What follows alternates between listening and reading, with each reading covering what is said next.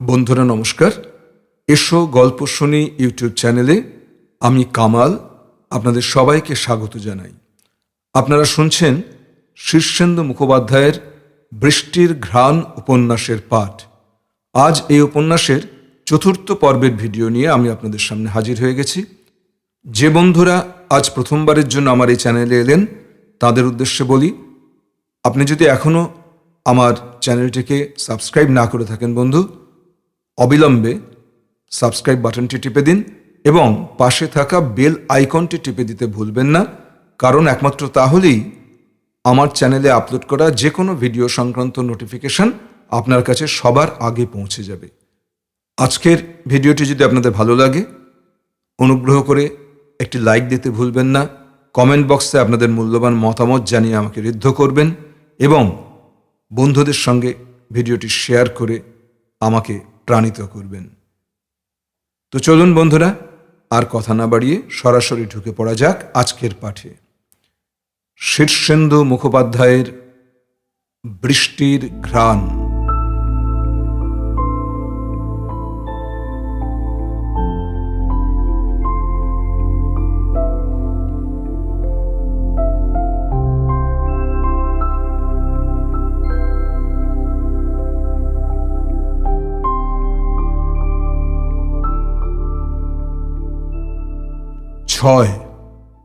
মঞ্জু।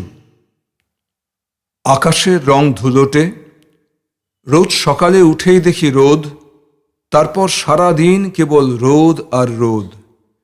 একটু মেঘও কখনো ছায়া ফেলে না। সারা দিন রাস্তায় হাঁটে ভিখিরিরা, অনেক রাত পর্যন্ত তারা চলাচল করে। গভীর রাতেও তাদের চিৎকার শোনা যায়।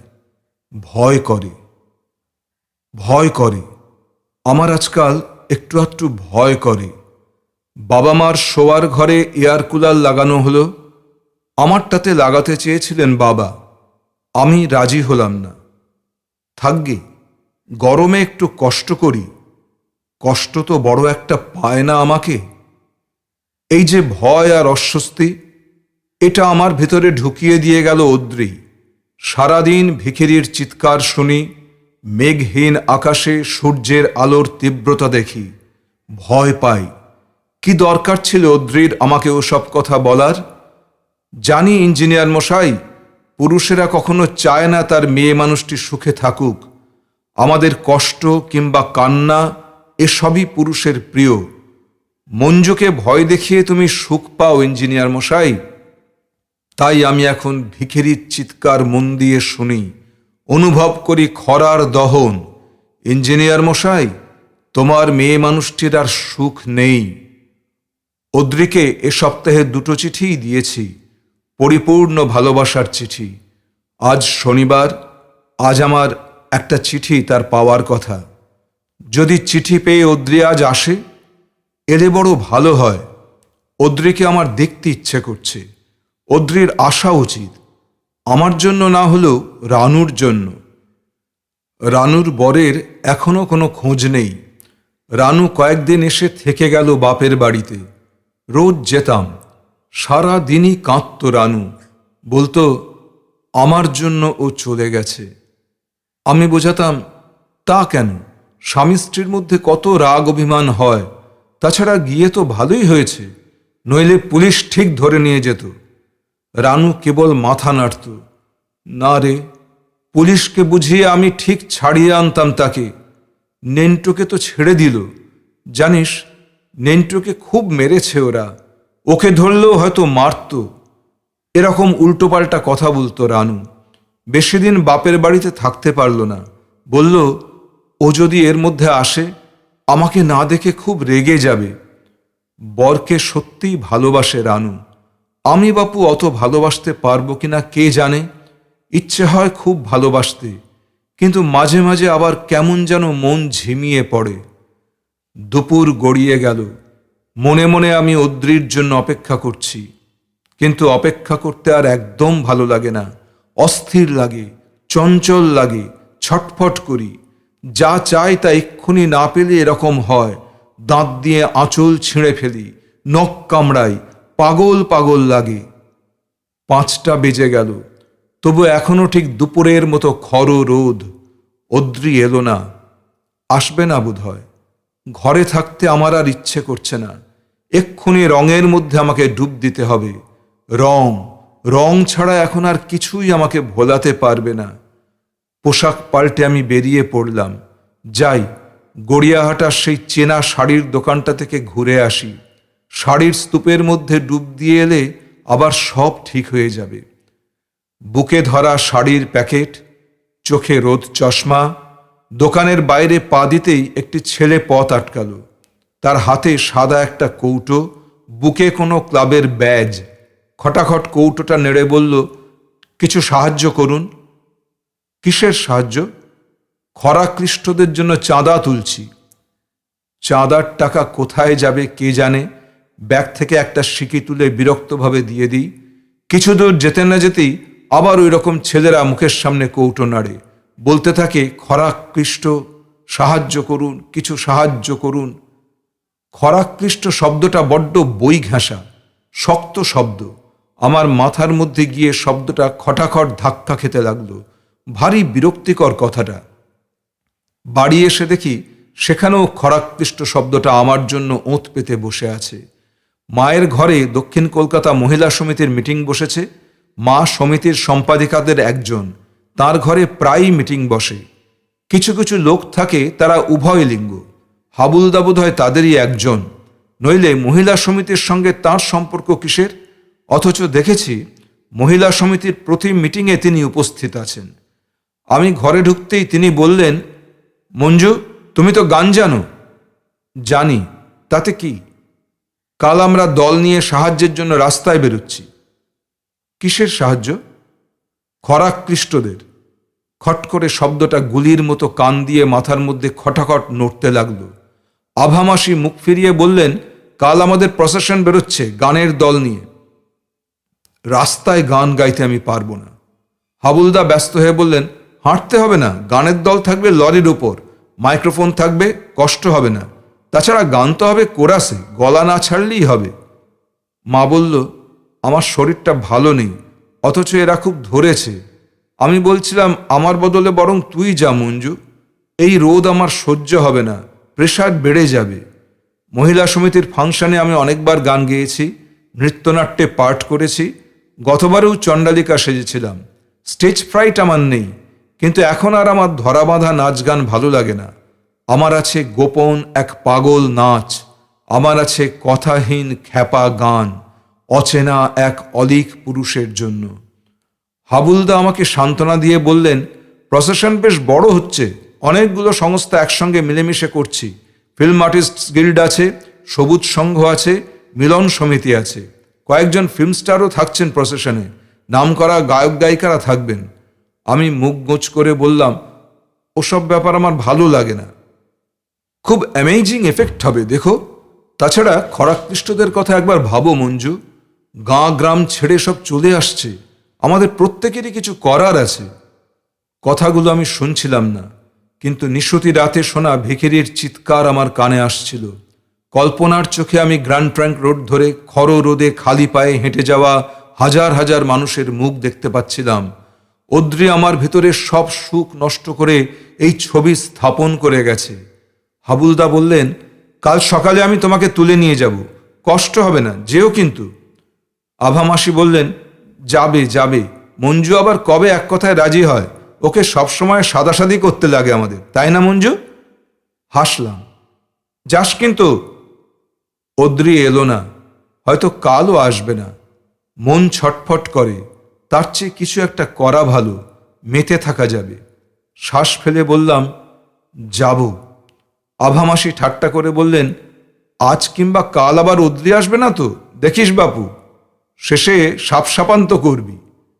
হাবুলদা তাড়াতাড়ি বললেন, অদ্রিবাবু এলে তাকেও নিয়ে নেব প্রসেশনে, তাহলেই তো হলো।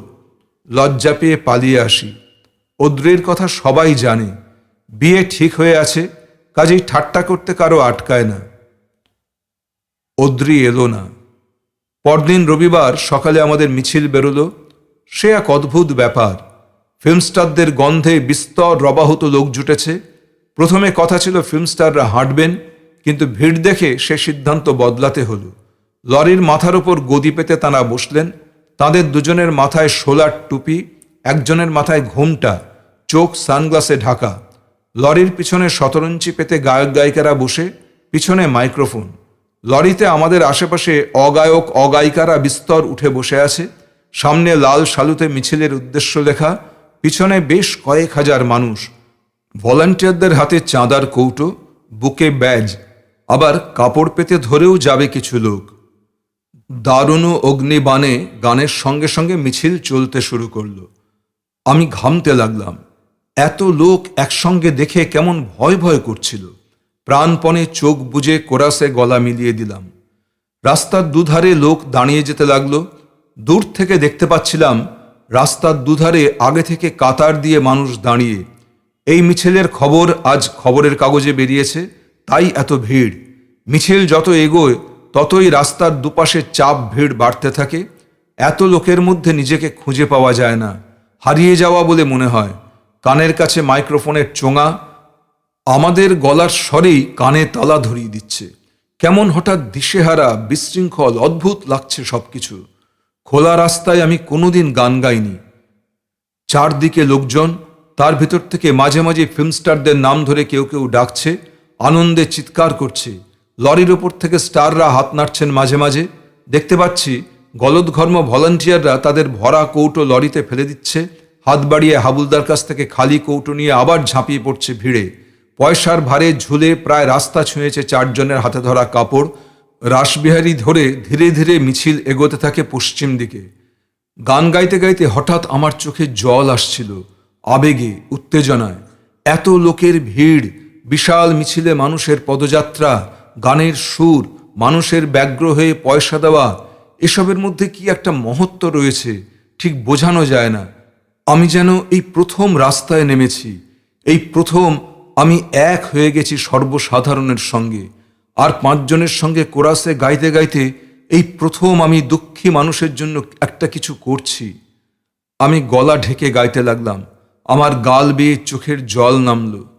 মিছিলটা আটকালো দেশপ্রিয় পার্কের কাছে। প্রথমটায় বুঝতে পারলাম না কেন। রাস্তার মাঝখানে অল্প বয়সী ছেলে ছোকরা আর ফটোগ্রাফাররা লরির আগে আগে হাঁটছে অনেকক্ষণ, তাই মাঝে মাঝে লরি আটকাচ্ছিল, থেমে থেমে চলছিল। কিন্তু এবার একদম দাঁড়িয়ে গেল।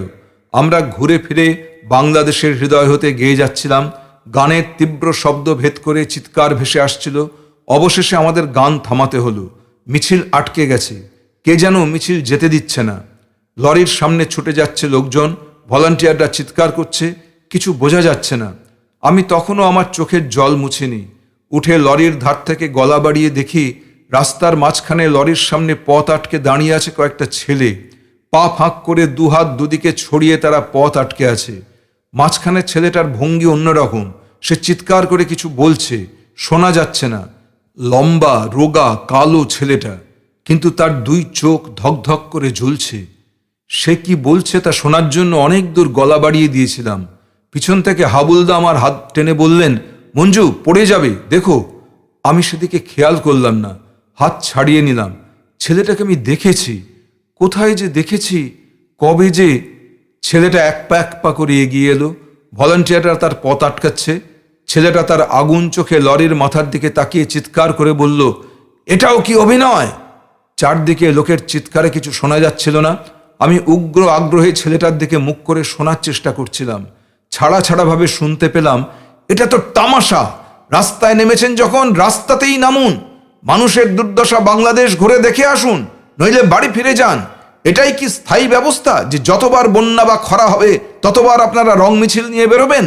এটাই বাংলাদেশের মানুষের সমস্যা স্থায়ী সমাধান? দৌল আর দয়া ঘেন্না করে না? ফিরে যান, নতুন কিছু ভেবে বার করুন, তামাশা করবেন না।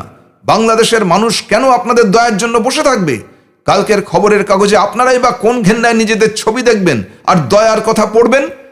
মানুষকে ভালোবাসা তো সহজ নয়। কথাগুলো সে বলছিল তীব্রতার সঙ্গে, রাগে আক্রোশে তার মুখটা তামাটে। রোদ জ্বলছে তার চোখে।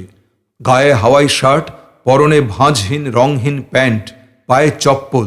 এই তুচ্ছ পোশাকের সামান্য ছেলেটা একা মিছিল আটকে দাঁড়িয়ে আছে। পিছনে তার কয়েকজন মাত্র সঙ্গী। এত বড় মিছিলের সামনে এটা কোনো প্রতিরোধী নয়। প্রকাণ্ড লরিটা অনায়াসে ওদের গুঁড়িয়ে দিয়ে যেতে পারে, হাজারটা মানুষ ছিঁড়ে ফেলতে পারে ওদের। ভয়ে আমার বুক কাঁপছিল। যদি সত্যি মানুষজন ওরকম কিছু করে, ছেলেটা কেন ভয় পাচ্ছে না, কেন সরে যাচ্ছে না? আমি যে ওকে দেখেছি, সেই সামান্য চেনাটুকু মায়া হয়ে আমার বুকের ভিতরে ঢেউ তুলছে। কয়েকজন সম্ভ্রান্ত চেহারার লোক এগিয়ে ছেলেটার সঙ্গে নিচু স্বরে কথা বলছেন। ছেলেটা মাথা নাড়ল, পথ ছাড়বে না। একজন ওর হাত ধরতেই ছোটকে হাত ছাড়িয়ে নিল। কোনো কথাই ও মানল না। মিছিল ও আটকাবেই। ওর ধারণা বাংলাদেশের দুঃখী মানুষদের নিয়ে এ এক রং তামাশা। আশ্চর্য হই, আমার আবেগ হঠাৎ কোথায় উবে গেল। একটু আগে মহত্বের ভাব চারপাশে অনুভব করে আমি কাঁদছিলাম, এখন হঠাৎ কেঁদেছি বলে আমার লজ্জা করতে লাগলো। ঠিক, মানুষকে ভালোবাসা অত সহজ নয় বোধহয়। হঠাৎ আমার ভয়ঙ্কর ক্লান্ত লাগছিল। গান গাওয়ার কষ্ট, রোদ, ঘাম, এতক্ষণ এসব টেরও পাচ্ছিলাম না। অসম্ভব আবেগ। হঠাৎ গলার দুধারে ব্যথা করছিল, অসহ্য লাগছিল রোদ আর ভিড়। খুব তেষ্টা পেয়েছে আমার। দিশেহারার মতো আমি চারদিকে চেয়ে দেখছিলাম, এই মিছিল থেকে পালাবার কি কোনো পথ নেই? কে যেন চিৎকার করে আমার কানের কাছে বলল, পুলিশ আসছে, পুলিশ! সেই মুহূর্তেই ভিড়ের ভিতর থেকে দুটো গুন্ডা চেহারার লোক বেরিয়ে এলো। এতক্ষণ ওদের আমি দেখেছি লরির পিছনের পাল্লায় বসে চুপচাপ সিগারেট খাচ্ছে। মাঝে মাঝে হাবুলদার সঙ্গে চোখের ইশারায় কি কথা বলে হাসছিল। নিঃশব্দে কখন লরি থেকে নেমে গেছে। তাদের একজন এগিয়ে গিয়ে ছেলেটার কাঁধে হাত রেখে কিছু বলল। ছেলেটা স্থির দৃষ্টিতে তার দিকে আগুনে চোখ তুলে তাকালো। উত্তর দিল, শোনা গেল না। তারপরই দুজন দুদিক থেকে হঠাৎ ছেলেটার দুই হাত ধরল। রোগা ছেলেটা গুন্ডাদের হাতে এবার মার খাবে। আমার সমস্ত অস্তিত্ব দুই চোখে এনে আমি দৃশ্যটা দেখছিলাম। ছেলেটা কিন্তু সামান্য হাসল, লোক দুটোর দিকে তাকালোও না। কেবল শরীরটাই একটু মোচড় দিয়ে হাত দুটো অনায়াসে ছাড়িয়ে নিল। তারপর আঙুল তুলে ছেলেটা শাসালো। আমি শুনতে পেলাম সে বলছে, তোমাদের দিন শেষ হয়ে আসছে। শুনে লোক দুটো থমকে গেল। পর মুহূর্তেই লাফিয়ে পড়ল ছেলেটার উপর। তারপর শুধু হাত আর পা আর মানুষের শরীর জড়িয়ে গিয়ে কি একটা হতে লাগলো। আমি তার কিছু বুঝলাম না। ভিড় ঢেকে দিল সব কিছু। গোলমালের মধ্যেও হাবুলদা আমাকে চোখে চোখে রেখেছেন। তিনি এসে আমার হাত ধরলেন আবার। মঞ্জু, ভয়ের কিছু নেই। আমি তার মুখের দিকে তাকিয়ে কিছু না ভেবেই হঠাৎ বললাম, ওই লোক দুটোকে আপনি পাঠিয়েছেন হাবুলদা? তিনি সবিস্ময়ে বললেন, কোন লোক দুটো? ওই যে যারা ছেলেটাকে মারছে। না তো, মারবে কেন, সরিয়ে দিচ্ছে। ছেলেটা পাগল। আমি বললাম, আমার শরীর খুব খারাপ লাগছে, আমি চলে যাব। সে কি, মিছিল তো সবে শুরু হয়েছে, নার্ভাস হয়েও না। এসব কিছু নয়, কত রকমের ছেলেচোকরা বদমাশ আছে কলকাতায়, এক্ষুনি সব ঠিক হয়ে যাবে। না, আমি পারছি না, আর একটুক্ষণ থাকলেই আমি অজ্ঞান হয়ে যাব, আমাকে নামিয়ে দিন। সিরিয়াসলি বলছো? সিরিয়াসলি। আমি থাকতে তোমার কিন্তু ভয় নেই? না, আমি ভয় পাচ্ছি না, আমার পক্ষে আর যাওয়া সম্ভব না, আমি বাড়ি যেতে চাই। হাবুলদার দাঁতে ঠোঁট কামড়ে কি একটু ভেবে বললেন, তুমি যখন চাইছো না, প্লিজ আমাকে নামিয়ে দিন। ঠিক আছে, দাঁড়াও। ভিড় আর গোলমালে কেউ আমাদের লক্ষ্য করছিল না। আমি হাবুলদার হাত ধরে খানিকটা ঝুলে ছেঁচড়ে লরি থেকে ঝুপ করে নামলাম। ভিড় ঠেলে বেরিয়ে এলাম বাইরে। পিছন পিছন এসে হাবুলদা বললেন, তুমি একা যেতে পারবে? পারবো। মিছিলটার সঙ্গে আমাকে থাকতেই হবে, নইলে তোমাকে ঠিক পৌঁছে দিতাম মঞ্জু। হাবুলদা ফিরে গেলেন। আমি উদ্ভ্রান্তের মতো লোকজন ছাড়িয়ে ফাঁকার দিকে হাঁটতে লাগলাম। পিছনে তখন খুব চিৎকার, গোলমাল শোনা যাচ্ছে। মিছিলটা বোধহয় শেষ পর্যন্ত ভেঙেই যাবে। আমি আর ফিরে তাকালাম না, হাঁটতে লাগলাম দিশেহারা, উদ্ভ্রান্তের মতো। আমি যেন একটা সঙের দলে ছিলাম এতক্ষণ। আমার বিশ্রী লাগছিল। ভিড় ছেড়ে ফাঁকায় পড়লাম। রাস্তাঘাট এখন স্বাভাবিক, উত্তেজনা নেই, আবেগ নেই, শান্ত মানুষেরা হাঁটছে। খুব ভালো লাগছিল আমার, যেন খুব জ্বর উঠেছিল, নেমে গেছে। শরীরটা দুর্বল, ঘাম দিচ্ছে, বুক জুড়ে তেষ্টা। সামনেই একটা টিউবওয়েল। একটা পশ্চিমা লোক হাতল লাগানোর টিনে জল ভরছে। কোনো দ্বিধা না করে তার সামনে গিয়ে বললাম, ভাই একটু জল খাবো। জি। সে সসম্ভ্রমে তার টিন সরিয়ে পাম্প দিতে লাগলো। আমার দু আঁজলা ভরে অনেক জল খেলাম। লোকটা গরিব পশ্চিমা লোকটা স্নিগ্ধ চোখে আমাকে দেখল। এই হচ্ছে দয়া, ভালোবাসা। কাছাকাছি মুখোমুখি দাঁড়িয়ে এক মানুষ অন্যজনের আজলা ভরে দেয় তেষ্টার জল। এর তুলনায় ওই মিছিল কি ভীষণ কৃত্রিম। মিছিলের শেষে ক্লান্ত হয়ে যে যার বাড়ি ফিরে আবার নিজস্ব জীবন যাপন করে যাবে।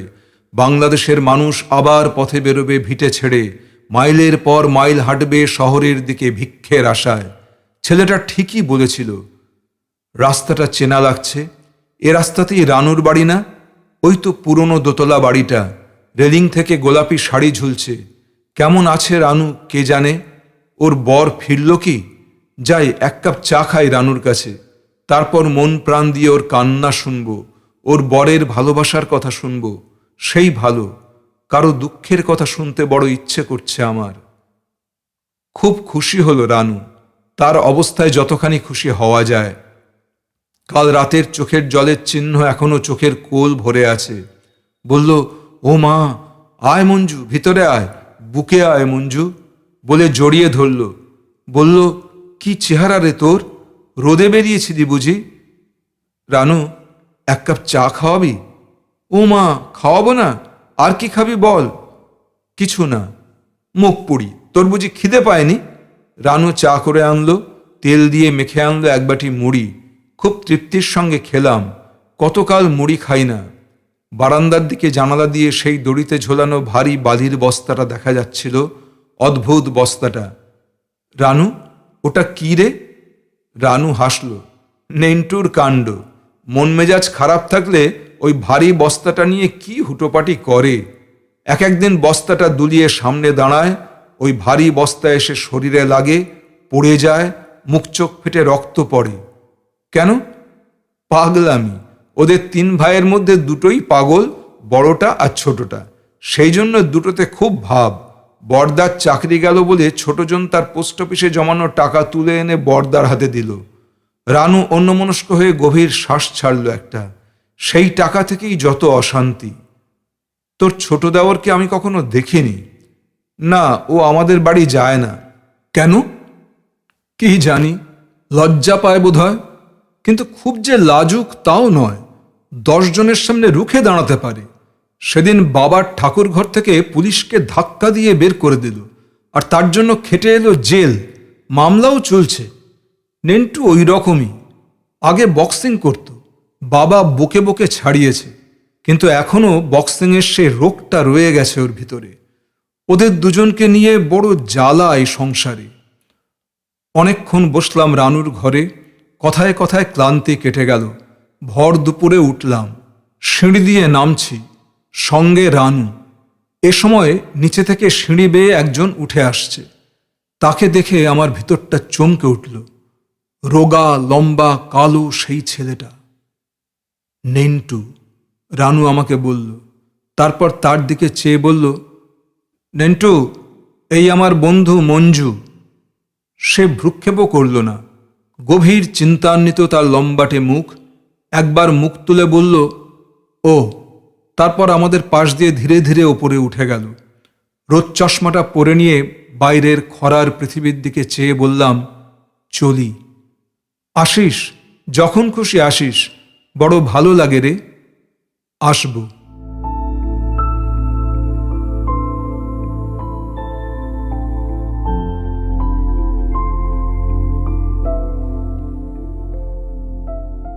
সাত। সোম সুন্দর। মনতোষ বোধ হয় বাজিটা হেরেই গেল। আজ তার বাজির 7 দিন। বড়দা আসেনি। বাজিটা জিতে যাচ্ছি বলে কিন্তু আমি একটুও খুশি নই। বড়দা এলে আমি দৌড়ে গিয়ে মনতোষের বাজির 5টা টাকা দিয়ে আসি। পরশুদিন আরেকবার বাড়ি সার্চ হয়ে গেল। ঠিক সার্চ নয়, খোঁজ খবর। থানা থেকে কয়েকজন লোক এসে ঘরে ঢুকে জিজ্ঞাসাবাদ করে গেছে। তখন বেশ রাত। অফিসার আর কয়েকজন কনস্টেবল এসে কড়া নেড়ে ঘরে ঢোকে। বড়দার ঘরে তারা একবার মাত্র উঁকি মারে। তারপর বাসার সব লোককে ছেড়ে আমাকে জিজ্ঞাসাবাদ শুরু করে।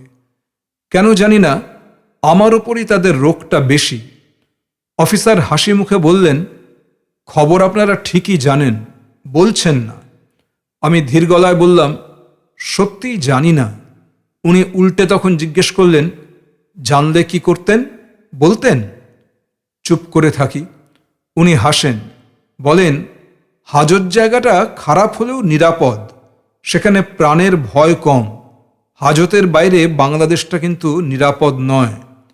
আপনার দাদা আমাদের হাতে ধরা না পড়লেও অন্য কারো হাতে ধরা পড়তে পারেন। উদ্বেগে আর দুশ্চিন্তায় আমার ভিতরটা কেমন হয়ে গেছে। বর্দার এই পরিণতির কথা আমিও ভাবি, ভিতরটা কাঁপে, দুর্বল লাগে।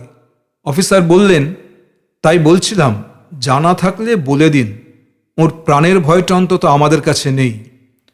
ঠিক এই সময় বাবা আমার পিছন থেকে বললেন, প্রাণের ভয় আবার কি? প্রাণে কি ও বেঁচে আছে নাকি?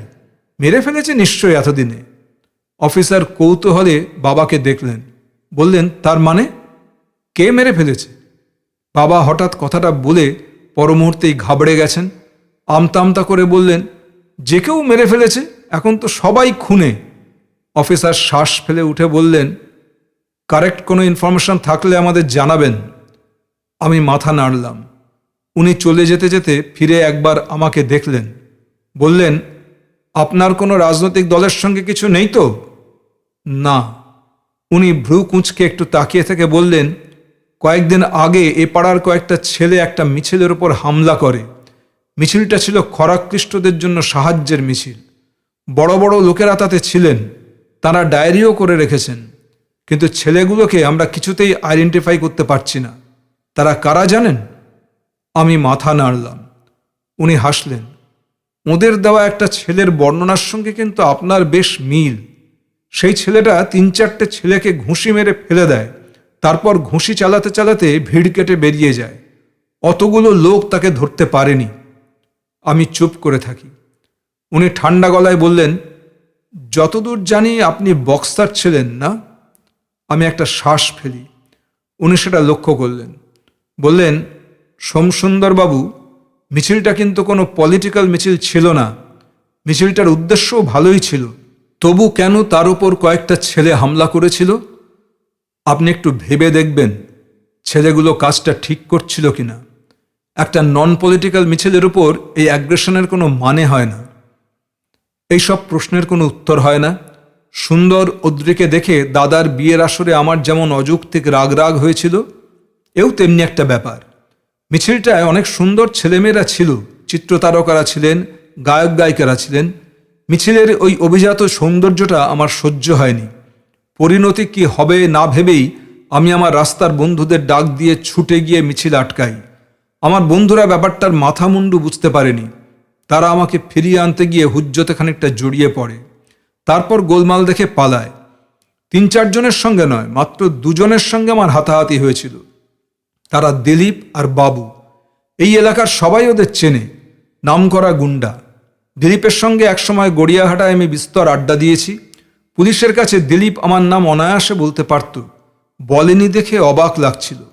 বস্তুত ওই ঘটনার পর প্রতি মুহূর্তেই আমি পুলিশের জন্য অপেক্ষা করেছি। অফিসার আমার মুখের দিকে নিষ্পলক তাকিয়েছিলেন। আমি চোখ নামিয়ে নিলাম। চলে যাওয়ার আগে উনি বললেন, আপনি একটু বেশি মাত্রায় অ্যাগ্রেসিভ। পুলিশ চলে গেলে বাবা আমার মুখের দিকে একটু চেয়ে রইলেন, তারপর খুব হতাশ গলায় বললেন, মিছিলের ওপর হামলা করেছিস নাকি? আমি হাসলাম, ও কিছু না। বাবা বললেন, তোদের গায়ে কিসের জ্বালা কে জানে, তোরা দুটো ভাই আমাদের শান্তি দিবি না নাকি? আমি অপরাধী মুখ করে চুপ করে থাকি। বাবা বড় শ্বাস ফেলেন।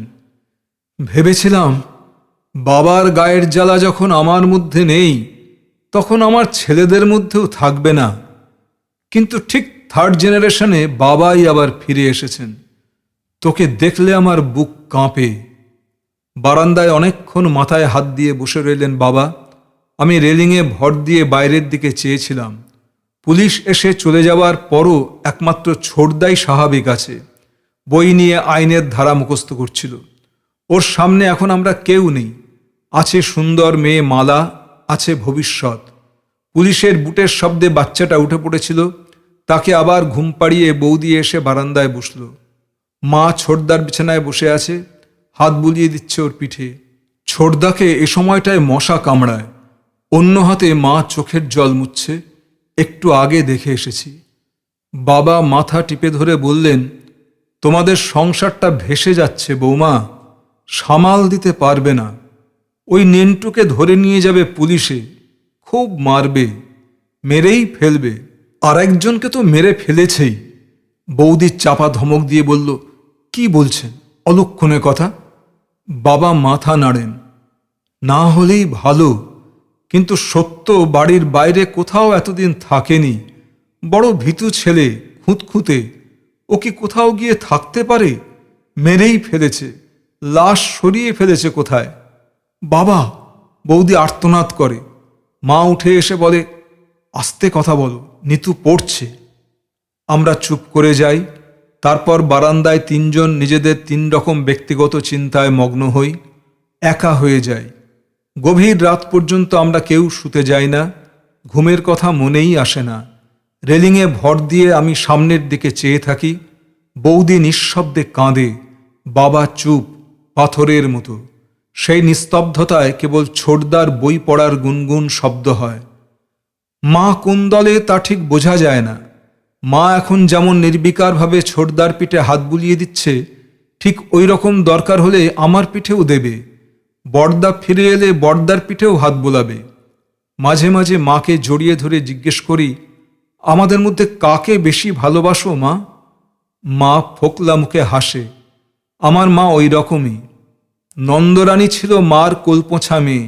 সে মরে যাওয়ার পর থেকেই মার বোধবুদ্ধি যেন বা কমে গেছে। অনেক রাত পর্যন্ত আমি মাকে নিয়ে ভাবলাম। এ সবই পরশু দিনের কথা। মনতোষ বলেছিল 7 দিনের মধ্যে বড়দা ফিরবে। আমার মন বলছিল মনতোষ জিতে যাবে। কিন্তু আজ সেই 7 দিনের দিন, বড়দা ফেরেনি। পুলিশ আমাদের কাছে বড়দার খোঁজ নেয়, আবার আমরা নিই পুলিশের কাছে। আজ সকালেই মালার বাবা সুধাংশুবাবু এসে আমাকে ডেকে নিলেন। ফর্সা বেটেখাটো লোকটি, 2 চোখে খুব বুদ্ধির ঝিলিক। সন্ধ্যের পর একটা পকেটওয়ালা ফতুয়া আর লুঙ্গি পরে যখন নিচের তলার ঘরে এসে বসেন, তখন মক্কেলদের ভিড় লেগে যায়। আস্তে আস্তে ফতুয়ার পকেট টাকায় ফুলে ওঠে। গোনার সময় পান না। বড় মেয়ের বিয়ে দিয়েছেন এক IAS অফিসারের সঙ্গে। 2 ছেলের একজন পুনায় চাকরি করে, অন্যজন নেপালের ভদ্রপুর থেকে বিদেশি জিনিস কিনে এনে কলকাতায় বেচে। বাড়িতে থাকে কমই। মোটামুটি সুধাংশুবাবুর মতো সুখী লোক দেখা যায় না। সে কথা তিনি 5 জনের কাছে স্বীকারও করেন। সন্তোষপুরে 2 বিঘা জুড়ে বাড়ি করেছেন। পুকুর আছে, বাগান আছে, গরু আছে। বারান্দায় গ্রিল, প্রতি ঘরে বাথরুম, মেঝে দামি মোজাইক। সেখানে কেউ থাকে না, একমাত্র মালি আর গরু দেখাশোনা করার লোক ছাড়া। মাঝে মাঝে কেবল তারা ওখানে বেড়াতে যান, 3-4 দিন থেকে আসেন। রোজ সকালে সন্তোষপুর থেকে প্রথম বাসে তাঁদের দুধ আসে, ফুল আসে, তরিতরকারি, এমনকি মাছও আসে। সেই বাড়ির ছবি তুলে দেয়ালে টাঙিয়ে রেখেছেন। মক্কেলরা দেখে, আমরাও দেখেছি। মক্কেলদের মাঝে মাঝে কেস হিস্ট্রির ফাঁকে ফাঁকে বলেন, লোকে বলে পুকুর ভরা মাছ, গোয়াল ভরা গরু, এসব সত্যযুগের কথা। কিন্তু আমার সন্তোষপুরের বাড়িতে যদি যান, দেখবেন অবিকল তাই। পুকুরে মাছ, 3টে হরিয়ানার গাই 24 সের দুধ দেয়। বাগানে তরিতরকারি, আম, জাম, কলা। ছেলে 2টো বাইরে থাকে। ছোট মেয়েটা তো খাওয়ার নামে মুখ সিটকোয়। আমরা বুড়ো বুড়ি, তা খায় কে? কোনো মক্কেল পরামর্শ দেয়, বেচে দেন না কেন? শুনে ভারী রেগে যান। বেচবো কেন? বেচার জন্য তো করা নয়। আমার বড়লোক বাপ অল্প বয়সে একবার তাড়িয়ে দিয়েছিল বাড়ি থেকে। প্রতিজ্ঞা করেছিলাম নিজের রোজগারে বাপকে ছাড়িয়ে যাব। বলে হাসলেন। সে হাসিতে তৃপ্তি ফুটে ওঠে। বলেন, বাগানে তরিতরকারি শুকিয়ে যায়, গাছের ফল পেকে পচে পড়ে যায়, গরুর দুধ খেয়ে নেয় বাছুর, মাছের গায়ে শ্যাওলা পড়ে। মশাই, এ আমার ভালোই লাগে। বেটে মানুষ, ট্রামে বাসে মানুষের বগলের গন্ধ শুকতে হয়, তাই একটা গাড়ি কেনার কথা ভাবছেন ইদানিং। ভাত ঘুমটা এই বয়সে বড্ড জ্বালায়। ফলে ট্রামে ঘুমের ঝোঁকে মাথাটা গোত্তা খেয়ে অন্যের গায়ে লাগে। লোকেরা ব্যঙ্গ করে। গাড়ি হলে দিব্যি নিরিবিলিতে গাড়ির কোণে মাথা রেখে ঘুমটি পরিপাটি সেরে নেবেন। সুখী সুধাংশুবাবু গম্ভীর মুখে আমাকে ডেকে বললেন, নেন্টু, গত রাত্রে থানায় কিছু লোক ধরে এনেছে, একবার যাবে নাকি?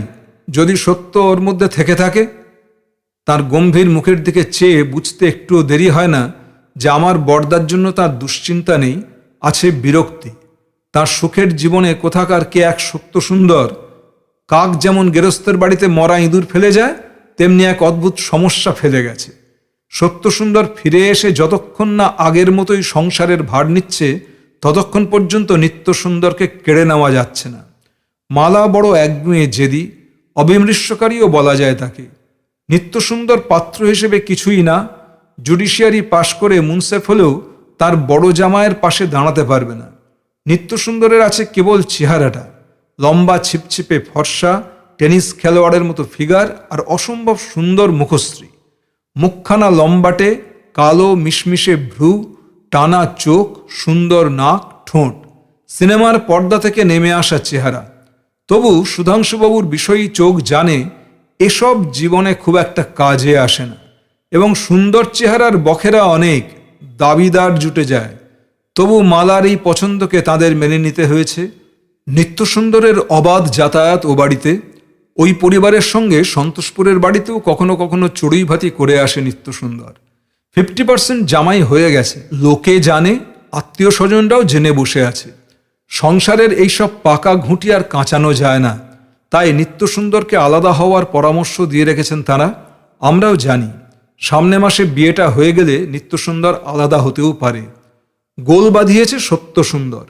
এই বুড়ো বয়সে কেউ যেমন ছেলে মানুষই করতে পারে তা সুধাংশুবাবুর জ্ঞান অভিজ্ঞতায় আসেই না। ছোট জামাই জালে পড়ে ছটফট করছে, সুধাংশু টেনে তুলতে পারছেন না। তার গম্ভীর চিন্তিত মুখের দিকে চেয়ে আমার একটু কষ্ট হলো। কদিন আগে ভাবি আত্মীয়তার খাতিরে আমাকে তিনি জামিন দিয়ে নিয়ে এসেছেন। সত্য সুন্দরের এখনও খোঁজ নেই। আমি বিনীতভাবে বললাম, বড়দা বোধহয় কলকাতায় নেই, থাকলে একটা খবর দিত ঠিকই। ছেলেটাকে বড্ড ভালোবাসে, তাকে ছাড়া থাকতেই পারে না, তারও একটা খবর নেওয়ার চেষ্টা করত।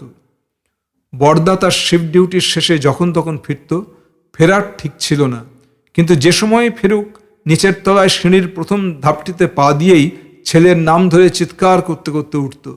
বাচ্চা বুবলা সাড়া দিত, ছুটে যেত সিঁড়ির মুখে, আনন্দে কেঁপে কেঁপে হাসত। আজকাল বুবলা ঘুমের মধ্যেও চমকে জেগে উঠে পরিষ্কার রাগের গলায় জিজ্ঞেস করে, মা, বাবা কোথায়? তার মা তাকে ভোলায়, এই তো আসবে, তোমার জন্য কত কি আনবে, পুতুল, বল, চকোলেট, কত কি। ছেলেটা শুনতে শুনতে ঘুমিয়ে পড়ে। পৃথিবীর সর্বত্র একই নিয়মে বাচ্চাদের স্তোক দিয়ে ভুলিয়ে রাখা হয়।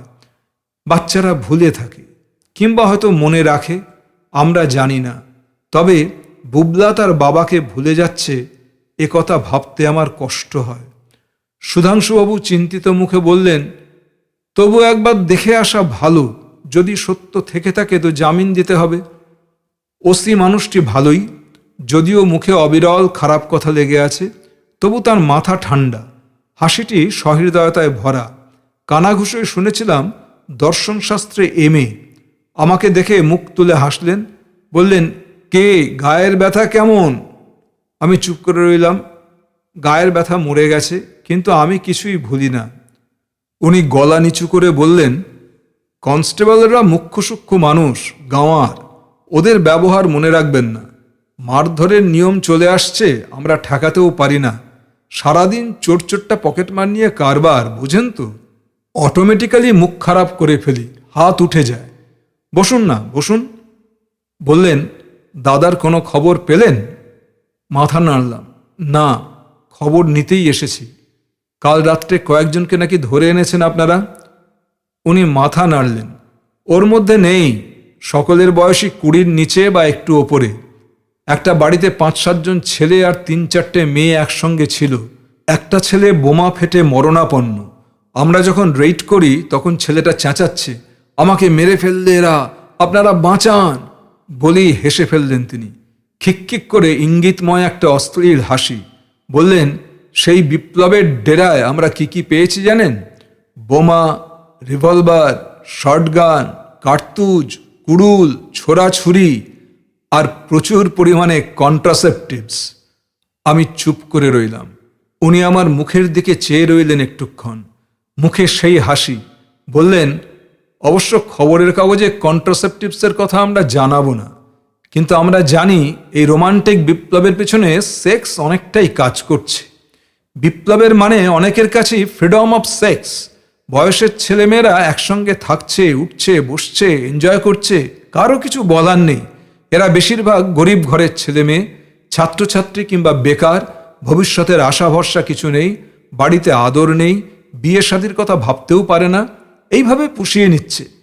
আর কিছু আছে বড়লোকের ছেলে, পার্ক হোটেল, ব্লু ফক্স বা ট্রিঙ্কাতে মদ খায়, নাচে, ইংরেজি গান গায়, বাজনা বাজায়, ইংরেজি স্কুল বা ভালো কলেজে পড়ে। তাদেরও কিছু ফ্রাস্ট্রেশন আছে। তাদের কাছে জীবনটা বড্ড সিকিউরড, একঘেয়ে, ঝুঁকিহীন জীবন। পাশ করলেই বাপদাদা বড় চাকরিতে বসিয়ে দেবে কিংবা বিলেত ঘুরে আসতে পাঠাবে। ভবিষ্যতের চিন্তা নেই, অঢেল ব্ল্যাক মানি, মাথা চিন্তা শূন্য। তারা জীবনটাকে আরেকটু ইন্টারেস্টিং করার জন্য বিপ্লবে নেমে পড়ে। ধরা পড়লে বাপদাদা খালাস করে নিয়ে যায়, বড় উকিল ব্যারিস্টার লাগায়, মিনিস্টারদের ধরা করা করে। উনি মিটমিটে চোখে আমার মুখখানায় কি একটু খুঁজে বললেন, এইসব চ্যাংড়াদের দলে আপনার দাদা যে কেন ভিড়তে গেলেন? এর কোনো উত্তর আমি জানি না।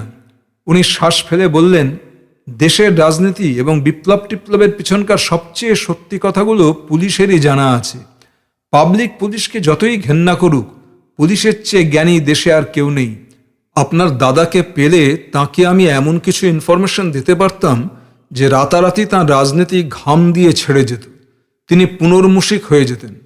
যদি দাদাকে পান, আমার কাছে নিয়ে আসবেন। উঠতে যাচ্ছিলাম, উনি হাত তুলে বসতে ইঙ্গিত করলেন।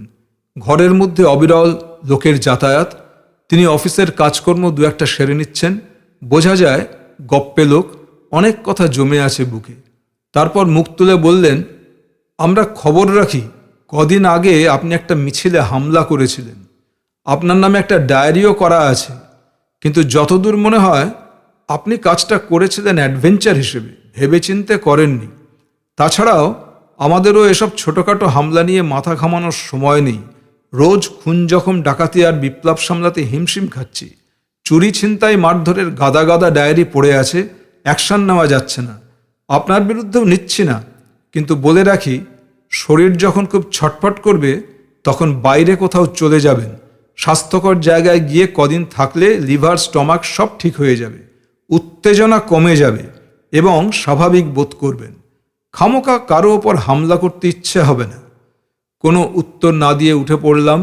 উনি হাসলেন, বললেন, আসবেন মাঝে মাঝে, এখানে এলে জ্ঞান বাড়ে। আকাশ পিঙ্গল, খুব ধুলো উঠছে চারদিকে। কেঁচোর মতো ঘামের ফোঁটা নেমে যাচ্ছে শরীর বেয়ে। ঘামের ফোঁটা কপাল থেকে নেমে এসে চোখ ঝাপসা করে দিচ্ছে। রুমালটা বড্ড ময়লা, চোখ মুছলে চোখ জ্বালা করে। আগে বৌদি রুমাল কাচত, গেঞ্জি কেচে দিত, আজকাল দেয় না। যেমন ছেড়ে রাখি তেমন পরে বেরোই। ঘামে ভেজা গেঞ্জি থেকে উৎকট গন্ধ পাওয়া যায়। কাঠকয়লা দিয়ে দাঁত মাজি বলে মুখটা বিস্বাদ লাগে সারাদিন। গালের দাড়ি বেড়ে যায়, কামানোর কথা খেয়াল থাকে না। প্যান্টের ভাঁজ নষ্ট হয়ে গেছে। গ্রীষ্মকালে 3-4 দিনের পরা শার্ট নেতার মতো গায়ে ঝুলছে। চটির রং ঢেকে গেছে ধুলোয়। নিজেকে নোংরা লাগে, দিন দরিদ্রের মতো মনে হয়। এই দিন দরিদ্র নোংরা চেহারাটা কেবল আমার নয়, সারা কলকাতার। ওই ধুধু জ্বলে যাচ্ছে আকাশ, পার্কের গাছগুলোর পাতায় পাতায় ধুলোর আস্তরণ। মাঠে ঘাস নেই, পথে ভিখিরির সংখ্যা বেড়ে যাচ্ছে খুব। কলকাতা পুড়ছে, ধুলোয় ডুবে যাচ্ছে। মুমূর্ষ এই শহরের নিঃশব্দ চিৎকার ভিখিরিদের গলায় উঠে আসছে। আমি আমার বড়দার মতো রোমান্টিক নই, বিপ্লব করিনি, কিন্তু মনে হয় কিছু একটা ওলটপালট আমারও করার ছিল। কি করব তা ভেবে পাই না, কিন্তু শরীর জ্বলে, হাত পা নিষ্পিস করে। এরকম এক অর্থহীন উত্তেজনায় সেদিন মিছিলের সামনে দাঁড়িয়ে যাই। লরির মাথায় চিত্রতারকারা বসে আছেন, মাইক্রোফোনে বাজছে গান। দুরন্ত রোদে ওই সাজানো মেকি মিছিলটা ভেঙে দেওয়া দরকার, এরকম একটা বিশ্বাস হঠাৎ এসেছিল আমার ভিতরে। কিন্তু কাজ হয়নি। তাড়া খেয়ে আমি পালিয়ে যাই। মিছিলটা যথারীতি তার গন্তব্যে পৌঁছয়। চিত্রতারকারা তাদের সুন্দর শীতল আবাসে নিরাপদে ফিরে যান, আর এদিকে আমাকে বাচ্চা ছেলে ঠাউরে নিয়ে থানার ওসি কিংবা পুলিশ অফিসার ধমক দেন, চোখ রাঙান। এমনই কঠিন এই শহরের আস্তরণ, মানুষের হৃদয় এবং ঘটনাবলী। এর কোথাও আমার আঁচড় কামড়ের দাগ বসে না, বৃথা চেষ্টা। দুপুরের বাস, তবু ভিড়ে অন্ধকার হয়ে আছে। এত লোক যে কোথায় যায়। ভিতরে মানুষের শরীরের ঘাম, তাপ, গন্ধে বাসটা পচে আছে। শ্বাস প্রশ্বাস গায়ে লাগে, কটু গন্ধ পাওয়া যায়। উঠতেই রোগা হলদে চামড়াওয়ালা কন্ডাক্টর তার শীর্ণ নোংরা হাতটা বাড়িয়ে দেয় টিকিটের জন্য। সেই হাতটায় শিরা জেগে আছে, বড় নখ, নখের নিচে নীল ময়লা। তার ঘেমো গা থেকে, ঘামে ভেজা পয়সার ব্যাগ থেকে কটু চামচে গন্ধ আসছে। বিরক্ত হয়ে ভিড় ঠেলে ভিতরে এগিয়ে যায়। দু একজন ফিরে তাকায়। মুখগুলো আশ্চর্য, একই রকম দেখায়। সেই সব মুখে বিরক্তি, রাগ, হতাশা। আগুনের মতো হালকা বাতাস মানুষকে নির্জীব করে দিয়ে বয়ে যাচ্ছে বাইরে। আর বাসের ভেতরে দমবন্ধ বায়ুহীনতা, ঘাম, বড্ড ঘাম মানুষের শরীরে। গায়ে গা লাগলে শরীরগুলোকে মাছের পিছল শরীরের মতো মনে হয়। এই দুপুরেও রড ধরে গায়ে গায়ে মানুষ দাঁড়িয়ে। একজন রকচটা খয়া চেহারার লোককে ঠেলে খানিকটা সরিয়ে ফাঁকে দাঁড়ালাম। লোকটা বোধহয় বিরক্ত হয়েই মুখ তুলে তাকালো। গ্রাহ্য করলাম না। দাঁড়াতেই দেখি সামনের সিটটা খালি হচ্ছে। বসে থাকা লোকটা উসকুস করছে, উঠে উঠি ভাব, শরীরটা ঘাই দিচ্ছে। আমাদের দুপাশ থেকে দু তিনজন লোক তীক্ষ্ণ চোখে লোকটার দিকে তাকিয়ে আছে। ডান পাশের জন আমাকে সরানোর জন্য কোনোই দিয়ে একটু ঠেলা মারে, বাঁ পাশের জন হাত বাড়িয়ে আমার পথ আটকাতে চেষ্টা করে। এসব ক্ষেত্রে আমি বরাবরই পিছিয়ে যাই, জায়গা ছেড়ে দিই। কিন্তু আজ আমার ভিতরে খরার জ্বালা। বর্দা, পুলিশ, বিপ্লব, বাবা, মালা, খরা সব কেমন ঘুলিয়ে ওঠে। মাথাটা ঠিক নেই। বুঝতে পারছি জায়গাটা আমার পাওয়া উচিত না। যে খয়া চেহারার লোকটা আমার বাঁদিকে দাঁড়িয়ে, জায়গাটা ওরই ন্যায্য পাওয়া উচিত। কিন্তু বসা লোকটা উঠে দাঁড়াতেই আমি শরীরটা বাঁদিকে মুচড়ে খয়া চেহারার লোকটাকে সরিয়ে দিই, এমন বিশ্রীভাবে যে আশেপাশের লোক আমাকে লক্ষ্য করে।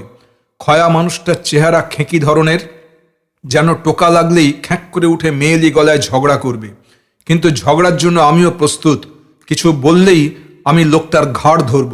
লোকটাকে সরিয়ে আমি তাই আমার আগুনের আগের চোখে লোকটার দিকে রুখে তাকিয়েছি। কিন্তু লোকটা আশ্চর্য, একটুও রাগ নেই মুখে। আমার মুখের দিকে অকপটে তাকিয়ে বিনীতভাবে বলল, বসুন না, বসুন। কথার টানে বুঝি সে পশ্চিমা। তার ভাঙা মুখে দুপুরের দারুণ গ্রীষ্মের কষ্ট ফুটে আছে। ফুটে আছে খিদের চিহ্ন, অপুষ্টি। তবু তার মুখখানা ভারী নম্র, ভীতু, লাজুক। বসতে লজ্জা হতে লাগলো।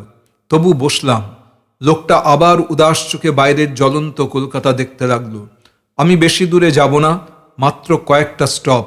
না বসলেও আমার চলতো। লোকটার মুখের দিকে তাকিয়ে ভারী একটা কষ্ট হতে থাকে বুকের মধ্যে। ওর বয়স আমার বাবার বয়সের সমান। নিজের ওপর ভারী রাগ হতে থাকে। পশ্চিমা, ভীতু ও ভদ্র লোকটা একটা ময়লা রুমালে কপালের ঘাম মুছতে মুছতে এক পলক আমার চোখে চোখ রাখে, একটু হাসে। কি সহৃদয়তার হাসি! সেই হাসিটা সহ্য করতে পারলাম না। তখনও দুটো স্টপ বাকি। হঠাৎ বুক থেকে একটা দলা গলার কাছে উঠে আটকে যায়। আমি উঠে দাঁড়ালাম। লোকজন ঠেলে এগিয়ে ঘণ্টি মেরে নেমে পড়লাম।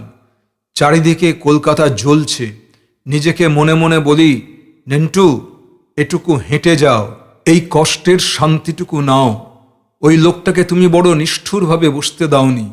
কষ্টটুকু তোমার ভালোই লাগবে। আশ্চর্য, ভালোই লাগছিল। বাতাসের হলকা বুক পর্যন্ত সব রস শুষে নিচ্ছে। রোদের থাপ্পড় চড়াত করে মুখে এসে পড়ে, চোখ জ্বালা করে, ধুলোয় কিরকির করে দাঁত। হাঁটতে তবু ভালোই লাগে, ভিতরের গরমটা কমে যায়। এই রকম ছোটখাটো ঘটনায় আমার মন কখনো কখনো ভীষণ চমকে ওঠে, অস্থির লাগে। কিছুদিন আগে কলেজ স্ট্রিটে এক বিকেলে হাজার লোকের ভিড়ে আমি দুটি মানুষকে দেখেছিলাম। একজন খুব লম্বা, সুন্দর, হিলহিলে শরীরের যুবা পুরুষ, শ্যামলা গায়ের রং, তীক্ষ্ণ, সুন্দর, বুদ্ধিমান মুখশ্রী, খুব শিক্ষিত মানুষের ছাপ তার মুখে। সে একটা ফর্সা পায়জামা আর লখনৌ চিকনের পাঞ্জাবি পরে দাঁড়িয়েছিল। তখন সন্ধ্যা হয় হয়, তবু তার চোখে ছিল কালো চশমা। তার পাশে দাঁড়িয়ে অন্যজন, কলকুজো এক বুড়ি, সাদা থান তার পরনে, মুখে বিষণ্ণতা। একটা ইতর রিকশাওয়ালার সঙ্গে বুড়ি দরদস্তুর করছিল, দরে বনছিল না। কাছে দাঁড়িয়ে শুনতে পেলাম বুড়ি হিন্দিতে বলছে, এত ভাড়া চাইছো? ওই ভাড়ার চেয়ে কমে ট্যাক্সিতে আসা যেত। রিকশাওয়ালা তাকে অপমান করার জন্যই চেঁচিয়ে বলছিল, পায়দালে আরও সস্তা হয়, হেঁটে আসলেই পারতে। বুড়ি তবু তর্ক করতে থাকে, বলে, তোমরা ঠক, জোচ্চোর, কলকাতায় আমরা নতুন এসেছি বলে। ছেলেটা চুপ করে দাঁড়িয়েছিল। হঠাৎ হাত বাড়িয়ে বুড়ির হাত একবার ছুঁয়ে বলল, ছোড় দিজিয়ে না মাজি। তার গলা এমন ভদ্র, এত সুন্দর ক্ষমার সুর তাতে, এত নরম, যেন এই পৃথিবীর কারো ওপর সে কখনো রাগ করেনি। বুড়ি তখন হঠাৎ চুপ করে গেল। একবার লম্বা যুবা পুরুষের মুখখানার দিকে চাইল মাত্র, তারপর বিড়বিড় করে বলল, আমি আমার অন্ধ ছেলেকে নিয়ে বেরিয়েছি বলে সবাই যা খুশি করে। আমি বুড়ি, আমার বেটা অন্ধ। বলতে বলতে হাতের বটুয়া খুলে বুড়ি আরও পয়সা দেয় রিকশাওয়ালার হাতে। তখন আমি রিকশাওয়ালাকে ধমকাতে পারতাম, ভাড়া ঠিক করে দিতে পারতাম, কিন্তু কিছুই পারিনি। একটা কান্নার দলা ঠেলে উঠেছিল গলায়, ঠোঁট থিরথির করে কাঁপছিল। কলকাতার দয়াহীন রাস্তায় এক দেহাতি বুড়ি তার সুন্দর অন্ধ ছেলেটিকে নিয়ে দাঁড়িয়ে আছে অসহায়ভাবে। সামনে এক ইতর ঝগড়াটে রিকশাওয়ালা। আমি দ্রুত পায়ে এই দৃশ্যটার কাছ থেকে পালিয়ে গিয়েছিলাম। এই রকম হয়। এইসব দুর্বল মুহূর্তে আমি আর স্বর্গত কুমুদবন্ধু রায়ের থার্ড জেনারেশন থাকি না, অন্যরকম হয়ে যায়। ওই সুন্দর অন্ধ ছেলেটির ভগ্ন কণ্ঠস্বর আমার পেতে ইচ্ছে করে। বাসের ওই পশ্চিমাটার মতো আমারও ইচ্ছে করে সহজে স্বাভাবিকভাবে সামান্য স্বার্থ ত্যাগ করতে, কিন্তু কি যে হয়, কিছুতেই ওরকম হতে পারি না। বাড়ির রাস্তায় ঢুকতেই দূরবর্তিনী মালাকে দেখতে পাই। বুকের কোথাও একটু ব্যথা আজও লেগে আছে। মালা এলো চুলে তাদের ঝুল বারান্দায় দাঁড়িয়ে আছে, দূরের দিকে চোখ, যেন কার অপেক্ষা করছে। মালা কোনোদিনই আর আমার জন্য অপেক্ষা করবে না, বড় দূর লাগে তাকে। দুপুরের রাস্তা থেকে ওই ঝুল বারান্দার এলোচুল মালা বড়ই দূরের। ঝুল বারান্দার তলা দিয়ে যাওয়ার সময় একবার মুখ তুলে চেয়ে দেখি, চমকে উঠি। মালা ঝুঁকে আমাকে দেখছে, চোখে চোখ পড়তেই হাসল। জিজ্ঞেস করল, এই দুপুরে কোথায় বেরিয়েছ? আড্ডা বুঝি? শটটা ভারী ভালো লাগে। মুখ তুলে বলি, না, থানায়। মেসোমশাইকে বলো, থানায় যাদের ধরে এনেছে তাদের মধ্যে বর্দা নেই। বলবো। কথা ফুরিয়ে যায়। মালার সঙ্গে বলার মতো কথা আমার কত কম, তবু জোর করে কথা বানিয়ে বলতে ইচ্ছে করে। একটু সময় তবু ওর দিকে চেয়ে থাকার অধিকার। রাস্তা থেকে ঘাড় উঁচু করে ভিখিরির মতো বললাম, তুমি কিন্তু গান শোনাওনি। ও ঝুঁকে রেলিংয়ের ওপর থেকে মাথা ঝুলিয়ে দিয়ে হাসে, বলে, পরশুদিন রেডিওতে 3টে প্রোগ্রাম আছে, শুনে নিও। মালা রেডিওতে গায়? একটু চমক লাগে। তবে তো মালা আমার সমস্ত সীমা ছাড়িয়েই গেছে। তুমি রেডিওতে চান্স পেয়েছ? বলনি তো।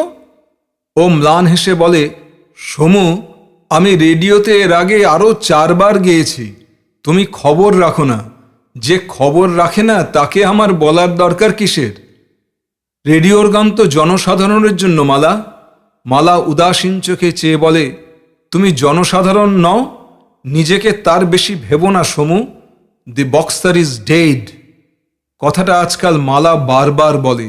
আমি ঠিক অর্থ বুঝতে পারি না, কিন্তু বুকের ভিতরে এক ব্যাকুলতা জন্মায়। বলতে ইচ্ছে করে, এখনো মরেনি। একবার বলো, আমি 2 হাতের অবিরল আঘাতে সব ভেঙে চুরে দিয়ে যাব। কিন্তু তা আমি বলি না। আমার রিংয়ের পরিধি বড় ছোট হয়ে গেছে, মারবার পরিসর আর নেই। কোন ঘেঁষে আমি 2 হাতের আড়ালে কেবল মার বাঁচানোর চেষ্টা করছি, খুঁজছি পালানোর সুযোগ। তাই শুষ্ক মুখখানা তুলে নরম ভদ্র গলায় বলি, চলি মালা। সে উদাস গলায় বলে, এসো। তোমাদের বাসার সামনে একটা গাড়ি দাঁড়িয়ে আছে, সুন্দর ক্রিম রঙা গাড়ি। তোমাদের বাড়িতে বোধহয় কেউ এসেছে। অদ্রি, নিশ্চয়ই অদ্রি। অমনি আমার মন গুটিয়ে যায়। গাড়িওয়ালা সুখী ও সুন্দর অদ্রির মুখোমুখি কিছুতেই দাঁড়াতে ইচ্ছে করে না এখন। 2 পা এগিয়েও ফিরে আসি। অসহায়ের মতো মুখ তুলে মালার কাছে প্রকৃত ভিক্ষুকের মতো বলি, 1 গ্লাস জল খাওয়াবে মালা? সে অবাক হয়। বাসা এত কাছে, তবু তার কাছে জল চাওয়া কেন? মালা হয়তো ভাবল এটা একটা অছিলা অজুহাত, এইভাবে তার কাছে যেতে চাই। সে তাই হেসে ফেলল, বলল, এসো, এ বাড়ির সিঁড়ি তো তোমার চেনা, এলেই পারো। লজ্জা পেলাম, তবু আস্তে আস্তে সিঁড়ি ভেঙে উঠে গেলাম ওপরে। মালা সিঁড়ির মুখে দাঁড়িয়েছিল, আন্তরিকভাবে বলল, এসো, রোদে একদম পুড়ে গেছো। মালার বড় সাহস, আমাকে একা এই দারুণ দুপুরে তার ঘরে নিয়ে এলো। ছায়ার ঘর, বিছানায় তানপুরা শুয়ে আছে, দেয়ালে প্লাস্টারের রবীন্দ্রনাথ, সুন্দর বুককেসে সুন্দর বই, বুককেসের ওপর সদ্য কেনা একটি হাইফাই রেডিও রেকর্ড প্লেয়ার, গানের খাতা ছড়িয়ে আছে চারদিকে।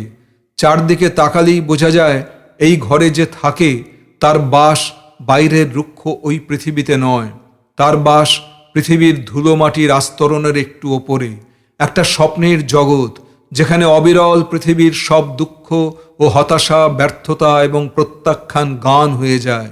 অবিরল সব কিছু গলে যায় গানে। মালার ঘরটাই বহু উঁচুতে বলে মনে হয়, 100 কি 200 তলা ওপরের এই ঘর। জানালায় মেঘ ভিড় করে, চাঁদ ছোঁয়া যায়, একটু মুখ বাড়ালেই দেখা যায় দক্ষিণের সমুদ্র আর উত্তরের পর্বতমালা। কলকাতার কোনো কোলাহল এখানে পৌঁছায় না। মালা অবহেলায় বলল, বসো। তারপর ঘরের কোণে রাখা বেলে মাটির কুঁজো থেকে জল গড়ালো। আমার সামনে আনতেই দেখি এত পরিষ্কার কাচের গ্লাস আমি কদাচিৎ দেখেছি। স্বচ্ছ সুন্দর ঠান্ডা জল, বুক কাঠ হয়ে আছে, জলটা শুষেনি। বলি, আর এক গ্লাস। মালা গ্লাস ভরে আনে, চুমুক দিয়ে চোখ তুলে গ্লাসের কানার উপর দিয়ে দেখি মালা নিবিষ্ট চোখে আমাকে দেখছে, মুখে দয়ালু হাসি। গ্লাসটা নামিয়ে দিয়ে বলি, মালা, বাংলাদেশের সব ঐতিহ্য মরে যাচ্ছে। কেন? আমাদের মা মাসিরা এই ভর দুপুরে বাইরের লোককে শুধু জল খেতে দিত না, একখানা বাতাসা হলেও দিত। মালা হাসল না, ভ্রু কুঁচকে বলল, তোমার এত দাবি দাওয়া কিসের সমু? কথা ঘোরাবার জন্য বলি, জনসাধারণের কি দাবি দাওয়ার শেষ আছে? মালা হাসে আবার, বলে, দুপুরে খাওয়া হয়নি বুঝতে পারছি। কিছু খাবে সত্যি? এখন খেলে তো ভাতের খিদে নষ্ট হয়ে যাবে। কিছু থাকলে দাও, আমার বড় খিদে পেয়েছে। মালা প্রশ্রয়ের হাসি হেসে চলে যায়। আমি তার সুন্দর ঘরখানা দেখতে থাকি। দেখতে দেখতে ঘুম পেয়ে যায়।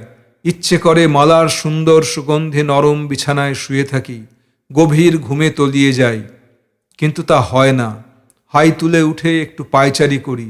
দেয়ালে একটা পারিবারিক গ্রুপ ছবি, এক মুহূর্ত তার সামনে দাঁড়াই। বহুকাল আগেকার দেখা মুখ সব, 6-7 বা 10-12 বছর এদের আর দেখিনি। মালার বাবা তখন আরও রোগা ছিলেন, ডান দিকে কাটা সিঁথি, এক মাথা চুল, মুখে বিষয়কর্মের তেমন ছাপ পড়েনি। মালার মা এখনকার মতোই, কেবল সে আমলে জমকালো শাড়ি পরতেন, একগা গয়না ছিল। ডান দিকে মালার দিদি মণিমালা, বড় সুন্দরী ছিলেন, খুব সরল। পাঁপড় ভাজা খেয়ে ঠোঁট মুছতে ভুলে যেতেন, তেল লেগে থাকত। মাথার সিঁথি হতো আঁকা বাঁকা। বিয়ের সম্বন্ধ হতে দেরি হচ্ছিল। সুধাংশুবাবুর তখন তেমন টাকার জোর নেই, অথচ মণিমালা সুন্দরী, তাই কম খরচায় তার ভালো বিয়ে দেবার আশায় তিনি অপেক্ষা করতেন। গেজেটেড অফিসার বা ইঞ্জিনিয়ার ছাড়া অন্য পাত্রপক্ষের সঙ্গে আলাপই করতেন না। বরং মেয়ের কোয়ালিফিকেশন বাড়াবার জন্য সেতার কিনে দিলেন, ভর্তি করলেন বাজনার স্কুলে। কিন্তু সেতারে মণিমালার মন ছিল না।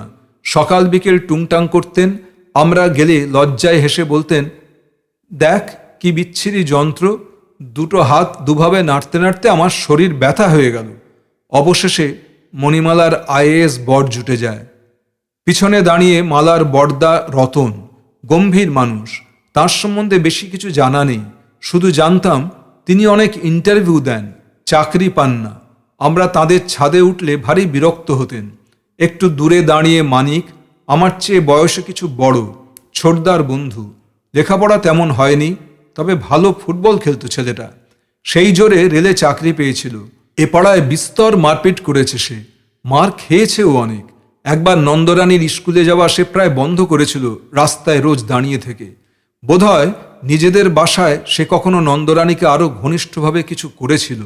নন্দরানী মার কাছে এসে একদিন মানিকের নামে নালিশ করে কেঁদে ফেলে, রিংয়ের বাইরে আমি কদাচিৎ কাউকে মেরেছি, যে দু একজনকে মেরেছি তার মধ্যে মানিক একজন। দেশপ্রিয় পার্কের গোড়ায় তাকে ধরেছিলাম, সে আমার চোখে আঙুল ঢুকিয়ে দিতে চেষ্টা করেছিল, লাথি ছুঁড়েছিল পেটে, কিন্তু তখন আমি ছমছমে লড়িয়ে, আমার শরীর প্রজাপতির মতো হালকা, লোহার মতো শক্ত, তাকে জমি নিয়েছিলাম। সে লজ্জার কথা মানিক কাউকে বলেনি কখনো, কেবল ছোটদা বোধহয় টের পেয়েছিল, তাই আমাকে খুব বকেছিল, বয়সে বড় ছেলের গায়ে হাত দাও, খুব বক্সিং শিখেছ। তার উপর মানিক আমার বন্ধু, ওদের বাড়িতে মুখ দেখানোর উপায় নেই। ছি ছি, ছোটদার জন্যই মানিক মার খেয়েও দমেনি। নন্দরানীর স্কুলের পথে দাঁড়িয়ে থাকতো, চিঠি দিত, নববর্ষে বিজয়ায় পাঠাতো কার্ড। নন্দরানীও ক্রমশ নালিশ করতে ভুলে যাচ্ছিল, কারণ সেটা স্তাবকতা গ্রহণ করারই বয়স। বাধ্য হয়ে আমরা নন্দরানীর বিয়ে দিয়ে দিই। মানিকের ছবিটার দিকে চেয়েছিলাম, বহুকাল দেখা হয় না, রেলের চাকরিতে পয়সা নেই বলে সে ব্যবসায় নেমেছে। 3-4 বছর আগে সে ভদ্রপুর থেকে আমাকে টেরিলিন শার্ট এনে দিয়েছিল। পুরনো শত্রুতা আর নেই। নন্দরানীও মরে গেছে। ছবির সামনে মাটিতে বসে আছে মালা, ঘাড় পর্যন্ত বব চুল, চোখে কাজল, পায়ে জুতো মোজা, চোখে কৌতূহল, ক্যামেরার দিকে চেয়ে আছে। ঠিক ওই বয়সেই তার সঙ্গে আমার পরিচয়। ওই চোখে সে আমাকেও দেখত। হয়তোবা আমি একটু লাজুক ছিলাম, মালা তা ছিল না। টকটক করে দ্বিধাহীন পায়ে সে সিঁড়ি ভেঙে অনায়াসে উঠে আসতো। নন্দরানী বাড়িতে না থাকলেও সে আসতো। একা বাইরের বারান্দায় রেলিংয়ে পিঠ হেলিয়ে দাঁড়াতো, দেখতো আমার বালির বস্তায় ঘুষি মারা। তখনকার দিনে মেয়েদের সঙ্গে আমার মেলামেশা সহজ ছিল না। বন্য ও লাজুক বলে তার সুন্দর মুখ, পরিষ্কার সতেজ শরীর, চোখের কৌতুক, এসবের দিকে তাকাতেই পারতাম না, ভয় করত। রেলিংয়ে হেলে দাঁড়িয়ে মালা হাসত, দু একটা কথা বলতো, ইয়ার্কি দিত। কখনো বা নিবিষ্ট মনে দেখতো আমার ছায়া লড়াই। মালাদের ছাদে উঠলে আমাদের ছাদ দেখা যায়। ভোরবেলা ছাদে যখন স্কেপিং করতাম, তখন প্রায়ই পশ্চিম দিকে মালাদের ছাদে দেখতাম মালাকে, দূর থেকে ইশারা করত। এইভাবেই বুকের দূরদূরণী পার হয়ে একদা মালার কাছাকাছি হয়ে গেলাম। দুপুরের নির্জনতায় স্কুল পালিয়ে আসতাম, মালাদের ছাদের সিঁড়িতে বসতাম দুজনে পাশাপাশি, কথা হতো। সেসব কথা ভালোবাসার কথা নয়, কোনো অর্থও হয় না তার, তবু দুজনে দুজনের কথা হাঁ করে শুনতাম। মালা বলতো, তোমার সত্যিকারের লড়াই আমাকে একদিন দেখাতে নিয়ে যেও। আমার সেই আসল লড়াই মালাকে দেখানো হয়নি আজও, আর দেখানো যাবে না। কবে যেন মণিমালার ফেলে যাওয়া সেতার খেলার ছলে তুলে নিয়েছিল মালা, অনভ্যস্ত হাতে টুংটাং করেছিল। বোধহয় সেই সময়ই অকস্মাৎ সুরের মায়াবী জগৎ হঠাৎ তাকে ধরা দিয়েছিল। তারপর গানই টেনে নিল তাকে। তার পার্থিব ঘরখানা ক্রমশ পৃথিবী ছেড়ে আমাদের সব নাগালের বাইরে 100-200 হাজার তলা উঁচুতে উঠে গেল। সেই সময় আমার ছোটদা শখের তবলা ঠোকে, ফিল্মের গান গায়। মালার উন্নতি দেখেই বোধহয় সে এক ওস্তাদের কাছে তবলা শেখার জন্য নাড়া বাঁধল। আমার প্রতি উদাসীন হয়ে গেল মালা। গ্রুপ ছবিটায় সেই সব দিনগুলি স্থির হয়ে আছে, মগ্ন হয়ে দেখছিলাম। ছবি নয়, স্মৃতি। টেবিলের ওপর প্লেট রাখার মৃদু শব্দে ঘুরে দাঁড়িয়ে ভারী অবাক হই। মালা নয়, তাদের ঝি। বলল, দিদিমণি পাঠিয়ে দিলেন। উনি কোথায়? মাথা ধরেছে খুব, মায়ের বিছানায় শুয়ে আছেন। মুহূর্তে রক্তের ঝাঁক উঠে আসে চোখে মুখে। বাসের সেই পশ্চিমা লোকটার ভদ্র ব্যবহারের স্মৃতি ভুলে যাই। ভুল হয়ে যায় সেই দীর্ঘকায় অন্ধ যুবকটির কথা। রাগে মুহুর্মুহু আঘাত করতে ইচ্ছে করে চারদিকে। খেয়ে নিন বলে ঝি চলে গেল। একা মালার এই ঘরে আমি কি করে থাকি? এই ঘর গানের, কিন্তু আমার সব রাগ, দুঃখ, অভিমান কখনো গান হয়ে যায়নি। আমার রাগ বহুকাল থাকে। টেবিলের সামনে গিয়ে দেখি প্লেটে সাজানো অমলেট, মিষ্টি, বাটিতে এক টুকরো মাছ, স্টিলের গ্লাসে ঠান্ডা ঘোল। কোনোটাই স্পর্শ করি না। রাগে শরীর কেঁপে কেঁপে ওঠে, গায়ে শুঁয়োপোকার রোমরাজি দাঁড়িয়ে যায়। গায়ে সেই জ্বালা, নিজের বা যে কারো সর্বনাশ করে যেতে ইচ্ছে করে। মালার সর্বনাশ আমি কি করে করব ভেবে পাই না। অদ্রির মতো সেও আমার রিংয়ের অনেক বাইরে চলে গেছে। অত দূরে আমার আঘাত পৌঁছবে না। তবু আমি তার ঘরের ভিতরে ঘুরে বেড়াই। কোথায় আঘাত করব মালাকে খুঁজি। বিছানায় শোয়ানো তার ঝকঝকে তানপুরা, ইস্পাতের তার মৃদু আলোতেও ঝলকাচ্ছে।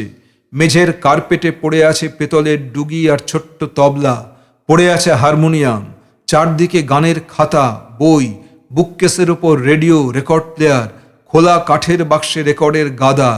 গানের মধ্যেই বেঁচে আছে মালা। তার সব দুঃখ, স্মৃতি, অনুভব সবই গান হয়ে যায়। একরকমভাবে সে সুখী। সেই সুখ নরম গদির মতো ঢেকে রেখেছে তাকে, বাইরের আঘাত পৌঁছয় না। কিন্তু এই মুহূর্তে তাকে আঘাত করতেই হবে। তানপুরার তারে আঙুল ছোঁয়াতেই সেটা ঝিন করে বেজে ওঠে। আমি বাঁকা আঙুলের তারটাকে ধরে হ্যাঁচকা টান দিই, টং করে ছিঁড়ে যায়। একের পর এক 4টে তার ধনুকের টঙ্কার তুলে ছিঁড়ে পাকিয়ে যায়। ভয়ঙ্কর কাঁপতে থাকে ছেঁড়া তারের ডগাগুলি। জীবনের সবচেয়ে জোরালো ঘুষিতে ডুগির চামড়া দমাস করে ফাটিয়ে দিই। পলকের মধ্যে আমি তার গানের খাতাগুলোর পাতা ছিঁড়ে ফেলি। ফ্যানের জোর হাওয়ায় পাতাগুলি ঘুড়ির মতো উঠতে থাকে। কি হলো কি হলো বলে ঝিটা ছুটে আসতে থাকে। রান্নাঘর থেকে মাসিমা চেঁচিয়ে বলছেন, কি হচ্ছে রে ও মালা? আমি ততক্ষণে মালার বিছানার বালিশ টেনে ফেলে দিই, 2টো রেকর্ড ছুঁড়ে ফেলি মেঝেতে। কিন্তু তবু মালার সাড়া পাওয়া যায় না। মনশ্চক্ষে দেখি সে ওধারের ঘরে শুয়ে বালিশে মুখ গুজে হাসছে, বিদ্রুপের হাসি। ঝিটা দরজার কাছে এসে থমকে দাঁড়িয়েছে, পাগল দেখার মতো ভীত চোখ তার। কি করবে বুঝতে পারছে না। আমি তার পাশ কাটিয়ে বেরিয়ে আসি, সিঁড়ি ভেঙে আস্তে আস্তে নেমে যাই। মালা বেরিয়ে আসেনি, কিছুই করে না।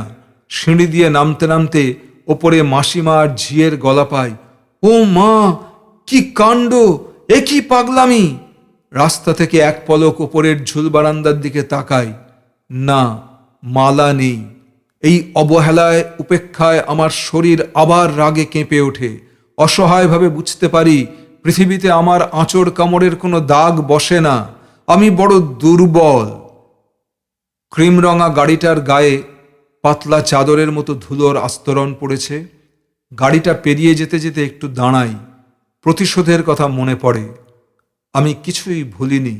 গাড়িটার কাচ তোলা, ভিতরটা ফাঁকা। সুন্দর একটা নীল তোয়ালে পড়ে আছে স্টিয়ারিংয়ের উপর। মভ রঙের গদির পালিশ কি সুন্দর, তাতে চমৎকার চৌকো নকশা।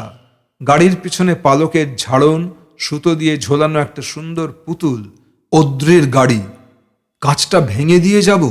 একখানা ইট হাতে নিলেই সুন্দর প্রতিশোধ নেওয়া হয়। আমার প্রতিশোধের নেশা চেপে গেছে। লোভীর মতো গাড়িটার দিকে চেয়ে থাকি, কিন্তু হঠাৎ মনে পড়ে জিনিসপত্রের ওপর প্রতিশোধ নেওয়ার মধ্যে কোনো গভীরতা নেই। মালার মতো উদাসীন উপেক্ষা অনেকের থাকতে পারে। আমার প্রতিশোধ তাহলে আবার আমাকেই ছোবল দেবে মুখ ঘুরিয়ে। গাড়ির কাঁচটা তাই ভাঙা হলো না। কেবল অন্য মনে একটা আঙুল দিয়ে গাড়ির গায়ের ধুলোর আস্তরণে লিখলাম, নেন্টু, প্রতিশোধ। মুখ ফেরাতেই ভারী অবাক হয়ে দেখি আমাদের দোতলার বারান্দায় বালির বস্তাটার পাশে দাঁড়িয়ে একটা মেয়ে। সেই একটু ঝুঁকে কৌতূহলে আমাকে দেখছে। বড় লজ্জা পাই। ছি ছি, মেয়েটার দেখেছে আমি অদ্রির গাড়ির গায়ে আঙুল দিয়ে লিখছি। আমাকে পাগল ভাবছে হয়তো। মুখ নামিয়ে আমি গাড়ির দরজা পেরিয়ে ধীরে ধীরে সিঁড়ি ভাঙতে থাকি। মেয়েটা কে ভেবে পাই না। অদ্রির সঙ্গেই এসেছে কি কে জানে। একটু পরেই মেয়েটার সঙ্গে এক সমতলে দেখা হবে, ভাবতেই লজ্জা করে। পাগল, আমি একটা পাগল। উপরে উঠেই প্রথমে বর্দার ঘর, সবুজ পর্দা ফেলা। পর্দার ফাঁক দিয়ে দেখা যায় অদ্রির কোলে বুবলা বসে আছে, তার হাতে খেলনা। অদ্রির মুখখানা শুকনো, চুল উঠছে, তবু তার মুখে একটা স্মিত ভাব। দরজা পেরোতে পেরোতে বৌদির ধরা গলা শুনতে পাই, বেঁচে আছে এই ঢের, এ কদিন যে কিভাবে কেটেছে। থমকে দাঁড়াই। কার কথা বলছে ওরা? পর্দাটা সরাতেই অদ্রি মুখ তোলে, খুশির গলায় বলে, আরে নেন্টু, এসো, ভালো খবর আছে। কান্নায় বৌদির মুখ ফোলা, তবু তার মুখে একটা নিশ্চিন্তি, খুশির ভাব। বলল, তোমার বর্দা দুর্গাপুর গিয়েছিল দাদার কাছে। আমি অদ্রির দিকে তাকাই। অদ্রি মাথা নাড়ল, বলল, পরশুদিন। ইদানিং ভুঁড়ি হয়ে যাচ্ছে বলে বিকেলের দিকে একটু টেনিস খেলি। পরশুদিন টেনিস খেলে ফিরে দেখি বাসার গেটের কাছে ভিখিরির মতো চেহারায় সত্য দাঁড়িয়ে আছে।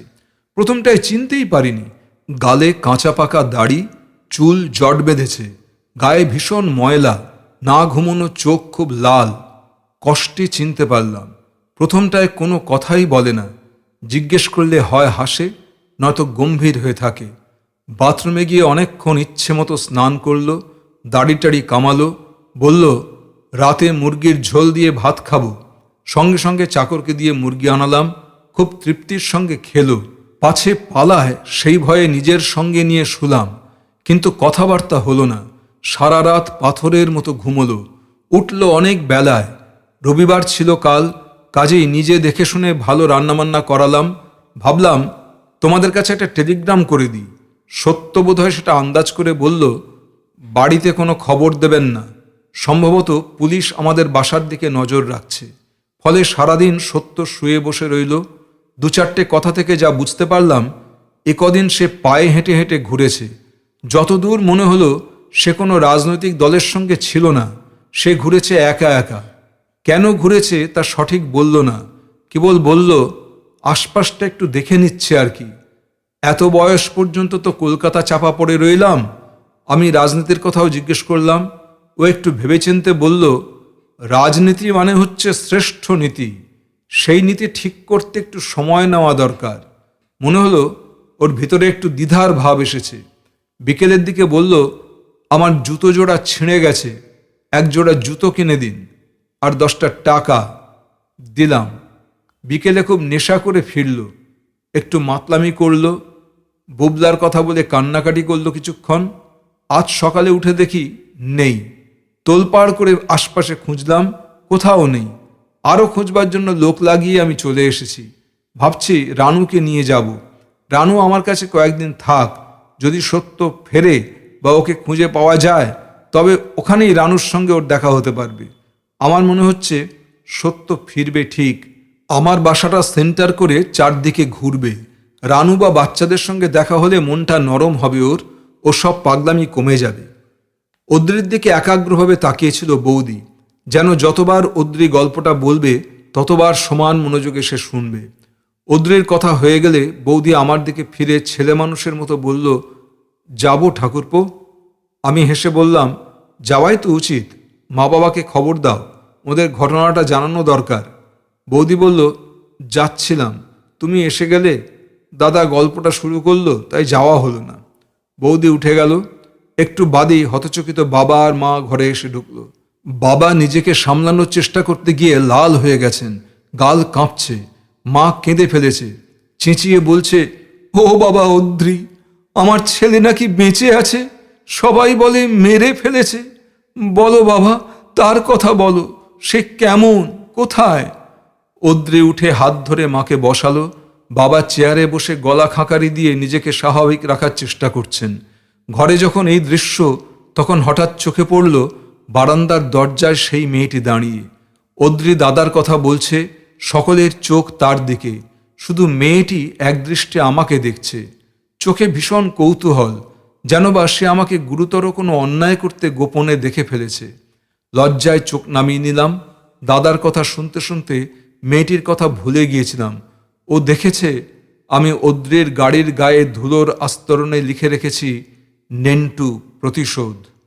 আর একবার মেয়েটির দিকে তাকাই, দেখি তার ঠোঁটে চাপা কৌতুকের হাসি, পরনে নীল শাড়ি, নীল ব্লাউজ, কানে নীল পাথরের দুল, পায়ে নীল চটি, লালচে রঙের চুল এলো করে বাঁধা, ফর্সা, খুব সুন্দর চেহারা তার। এত সুন্দর কেবলমাত্র ধনীদের ঘরে জন্মায়। সবচেয়ে আশ্চর্যের কথা, তাকে আমি কোথাও দেখেছি, কোথায় তা মনে পড়ছিল না। তার চোখে আমার চোখ আটকে গিয়েছিল, ছাড়াতে পারছিলাম না। ঘরের ভিতরে সবাই বর্দার কথা নিয়ে মগ্ন হয়ে আছে। সিঁড়ির দিকের দরজায় দাঁড়িয়ে আমি, আর বারান্দার দিকের দরজায় দাঁড়িয়ে সে, দুজনে দুজনের দিকে তাকিয়ে। কেউ আমাদের এই তুচ্ছ ঘটনাটি লক্ষ্যই করে না। মেয়েটি দেখছে এক গোপন অপরাধীকে, যাকে সে ছাড়া কেউ শনাক্ত করতে পারে না। আমি দেখছি শনাক্তকারীকে, যাকে আমি সঠিক চিনি না, কিন্তু চেনা চেনা মনে হয়। কিন্তু মনে না পড়েও উপায় ছিল না। অত সুন্দর মেয়ে তো আমি খুব বেশি দেখিনি। ভাবতে ভাবতে মনে পড়ে গেল, এই তো অদ্রির মঞ্জু। বিয়ের আসরে এ দেখেছিল আমার অপমান, একটু আগে সেই আবার দেখেছে অদ্রির গাড়ির গায়ে আমি প্রতিশোধের কথা লিখে রাখছি। এর কাছ থেকে আমি কি করে পালাবো? চোখ নামিয়ে আমি আস্তে আস্তে সরে এলাম। জামা কাপড় পাল্টে কল ঘরে গিয়ে অনেকক্ষণ জল ঢালি গায়ে। গায়ে আজ বড় জ্বালা। স্নান সেরে রান্নাঘরে ঢাকা ভাত খেয়ে এসে দেখি বৌদি বিস্তর ট্রাঙ্ক বাক্স খুলে জামা কাপড় বের করে সুটকেস গোছাচ্ছে। মা সামনে বসে বলছে, ওই কমলা রঙের শাড়িটা নিলে না? সত্য ওই রংটা পছন্দ করে কিনে দিয়েছিল তোমায়। বৌদি লাজুক হেসে বলে, আর জায়গা কোথায় মা? মা বলে, হবে হবে, দরকার হলে তোমার শ্বশুরের সুটকেসটা নাও না, ওখানে গিয়ে সেজেগুজে থেকো, বেনারসিটা পড়ে রইল। বৌদি বলল, এই গরমে বেনারসি? তাতে কি, বিয়ের পর তো পরইনি। মা বলতে বলতে আমার দিকে তাকায়, নেন্টু একটু মিষ্টি এনে দে, ওরা ভর দুপুরে এসেছে, তোর ঘরে পাকার তলায় বসিয়ে রেখেছি, ও ঘরে যাস না এখন, মিষ্টিটা এনে দিয়ে বরং আমাদের বিছানায় গিয়ে শো। মিষ্টি এনে দিয়ে মার ঘরের দিকেই যাচ্ছিলাম, অদ্রি বাইরে বেরিয়ে এসে ডাকলো, নেন্টু শোনো, মঞ্জু তোমাকে ডাকছে। ভীষণ সংকুচিত হয়ে পড়ি। স্নানের পর হঠাৎ স্নানের আগের যাবতীয় অপরাধের বোধ এসে আমাকে চেপে ধরে। জিজ্ঞেস করি, কেন? অদ্রি চাপা হেসে বলে, এসো না, ও বলছে তোমাকেও চেনে। আমি ভ্রু কুচকে তাকাই। অদ্রি হাসে, ঘাবড়িও না, এসো। আমার বিছানাতেই মঞ্জু বসে আছে। গরমের জন্য জানলা বন্ধ, ঘরটা ছায়া ছায়া। মঞ্জুকে আবছায়ায় আরও সুন্দর দেখায়। হাত জোড় করেই হেসে বলল, বসুন, একটু কথা বলি। মেয়েদের সঙ্গে কেমন ব্যবহার করতে হয় আমার অজানা। কাঠের মতো তার সামনে চেয়ার টেনে বসি। একটু বেপরোয়া হওয়ার চেষ্টা করে বলি, আপনি আমাকে চেনেন শুনলাম। গলাটা কেঁপে গেল, একটা নাকি সুর এসে গেল। মঞ্জু তার মাথায় সুন্দর একটা ঝাপটা মেরে বলে, খুব ভালো চিনি না, একটু একটু চিনি। অদ্রি সিগারেট ধরিয়ে আমার দিকে চেয়ে বলে, আমাকে কিন্তু মঞ্জু কিছু বলেনি নেন্টু, শুধু বলেছে ওই ভদ্রলোককে আমি চিনি, ডেকে আনো, আলাপ করব। আমার চোখ মেঝেয় নেমে যায়, ঘামতে থাকি। প্রথমত তার গা থেকে খুব দামি বিদেশি সুগন্ধি বাতাস ভরে তুলেছে। দামি শাড়ি পরনে, সে অসম্ভব সুন্দর। এসব আভিজাত্যের মুখোমুখি হলে আমার মন শক্ত হয়ে ওঠে, আঘাত করতে ইচ্ছে করে। আমি এসব সইতে পারি না। দ্বিতীয়ত তার মুখের রহস্যময় হাসি দিয়ে সে বোঝাতে চাইছে সে আমার গোপন খবর রাখে। আমি তাই আত্মবিশ্বাস হারিয়ে ফেলতে থাকি, মাথাটা এলোমেলো হয়ে যায়। মিষ্টি নিয়ে ফেরার সময় আমি বুদ্ধি করে অদ্রির গাড়ির গায়ের লেখাটা মুছে দিয়ে এসেছি, তবু মনটা স্থির হয় না। দোতলা থেকে পরিষ্কার লেখাটা দেখা যাচ্ছিল, নেন্টু প্রতিশোধ। মুছতে বড় দেরি হয়ে গেছে। তার আগেই এই মেয়েটি জেনে গেছে আমি তার অদ্রির ওপর প্রতিশোধ নিতে চাই। মঞ্জু তার ছোট্ট রুমালের থুতনির ঘাম মুছল, বলল, রানুর বিয়ের সময় আপনাকে দেখেছিলাম, বলেই সে হাসতে থাকে। আমার চোখ মুখ ঝেঁঝে ওঠে। আমি মুখ তুলি। আর কোথায়? একটা পোস্ট অফিসে, আর একটা মিছিলের মুখোমুখি। সেই দিনই আপনাদের এই বাসায় রানুর সঙ্গে দেখা করতে আসি। চলে যাওয়ার সময় সিঁড়িতে আপনার সঙ্গে দেখা, রানু পরিচয় করিয়ে দিয়েছিল, কিন্তু আপনি গ্রাহ্য করেননি, খুব অন্যমনস্ক ছিলেন। একটা শ্বাস ফেলে বলি, মনে নেই। মঞ্জু খুব হাসে, হাসি মেশানো গলায় বলে, আর একবার। চমকে উঠে বলি, কোথায়? সে মাথা নাড়ে, সেটা বলবো না, থাক। বলল না, গোপন থাকলো তার আর আমার মধ্যে। প্রতিশোধের কথাটা খুব বুদ্ধি করে চাপা দিল মঞ্জু। আমি নিশ্চিন্তের শ্বাস ছেড়ে বললাম, কাছাকাছি পাড়ায় থাকলে এরকম দেখা সাক্ষাৎ হয়। তার প্রেমিকের সামনেই অপলক চোখে সে আমাকে দেখে কিছুক্ষণ, বলে, মিছিল আটকানোটা কিন্তু অন্যায় সাহস, প্রায় পাগলামি। অদ্রি মিষ্টির প্লেট হাতে ঝুঁকে পড়ে আমায় বলল, কি করেছিলে? মঞ্জু হাসি থামিয়ে বলে, সে এক উদ্ভট কাণ্ড, কিন্তু আমার খুব মজা লেগেছিল। বলে মঞ্জু পা দোলায়। আমার দিকে চেয়ে মিটমিট করে হেসে বলে, আপনি এরকম আর কি কি করেছেন তা জানতে ইচ্ছে করে, বলবেন? আমি হাসি। তার আর আমার মধ্যে এক ইঙ্গিতময় কৌতুকের খেলা চলছে। অদ্রিতায় কৌতূহল বোধ করে না। কবজি উল্টে ঘড়ি দেখে বলে, ইস, 3টে বাজে, রানুটা দেরি করছে, দিনকাল ভালো না, ফিরতে রাত হয়ে যাবে। দাঁড়াও, রানুকে তাড়া দিয়ে আসি। অদ্রি উঠে যেতেই মঞ্জু আবার আমাকে দেখে, বলে, আমি একটু বেশি কথা বলে ফেললাম, কিছু মনে করবেন না। আমি একটা শ্বাস ফেলে হাসি, বলি, না, আপনি খুব বেশি বলেননি, ধন্যবাদ। মঞ্জু হাসে। আমি ঘর ছেড়ে বেরিয়ে আসি। বুবলাকে একটু কোলে নিই, মিনুকে একটু আদর করি, বৌদির সঙ্গে রসিকতা করতে থাকি। বলি, বৌদি, তোমাদের হানিমুন দুর্গাপুরেই হচ্ছে তাহলে? বৌদি ম্লান হাসে, বলে, ইয়ার কি করো না, তোমরা দুইটি ভাই আমাদের যা জ্বালাচ্ছ, ভগবান করুন তোমার যেন বিয়ে না হয়। বৌদির কানে কানে বলি, তাহলে তোমার আইবুড়ো বোনটার গতি হবে কি করে? বৌদি তেড়ে এসে বলে, থাক, ওসব মুখের কথা, শুনুকে তো তুমি চোখেও দেখোনি। গোছগাছ করে ওরা রওনা হয়ে গেল। সামনের সিটে উদ্রির পাশে বসা মঞ্জু একবার গলা বের করে মুখ টিপে হাসল মাত্র, কথা বলল না। মনে মনে নিজেকে বললাম, নেন্টু, উদ্রির ওপর যদি প্রতিশোধ নিতে হয় তবে ওর গাড়ির ওপর নিও না, প্রতিশোধের জন্য রয়েছে ওর মঞ্জু, মঞ্জুর ওপর নিও। ও অত সুন্দর কেন? সুন্দর যা কিছু নষ্ট করে দাও। বর্দার যা হোক একটা খবর পাওয়া গেছে, কিন্তু সেজন্য আমি নিশ্চিন্ত বোধ করি না। আমার পাগল পাগল লাগে।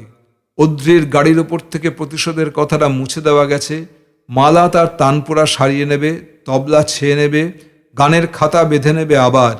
কিন্তু আমি কি কিছুতেই প্রতিশোধের কথা ভুলব না? থানার ওসি ভদ্রভাবে আমার গায়ের ব্যথার কথা জিজ্ঞেস করেছেন বন্ধুর মতো, তবু আমি ভুলি না। কিন্তু বাস্তবিক আমি এসব ভুলতে চাই। পৃথিবীর যাবতীয় অপমান ইতরতার উত্তরে সেই দীর্ঘকায় অন্ধ যুবকটির মতো নম্র গলায় বলতে ইচ্ছে করে, ছোড় দিজিয়ে না মাজি। কিংবা সেই পশ্চিমা বুড়োর মতো সহজে স্বার্থ ত্যাগ করে বলতে ইচ্ছে করে, বৈশুন না বৈশুন।